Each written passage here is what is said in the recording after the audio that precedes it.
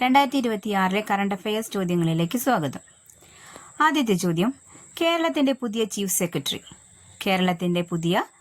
Secretary Vishwanath Sinha. 2026 Lata Mangeshkar പുരസ്കാരത്തിന് അർഹനായത് കൈലാഷ് സത്യാർത്ഥി. ഏകീകൃത civil code പാസാക്കുന്ന ഇന്ത്യയിലെ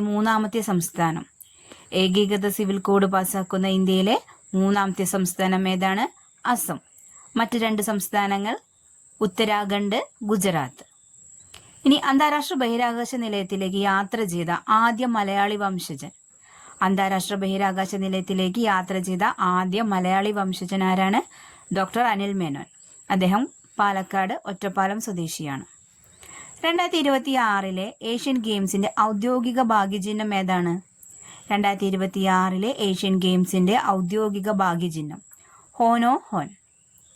ഇനി 22ാമത് പി കേശവദേവ് സാഹിത്യ പുരസ്കാര ജേതാവ് ആരാണ്? സുഭാഷ് ചന്ദ്രൻ. 22ാമത് പി കേശവദേവ് സാഹിത്യ പുരസ്കാര ജേതാവ് സുഭാഷ് ചന്ദ്രൻ. വീഡിയോ ഇഷ്ടപ്പെട്ട ലൈക്ക് ചെയ്യുക, ഷെയർ ചെയ്യുക, സബ്സ്ക്രൈബ് ചെയ്യുക.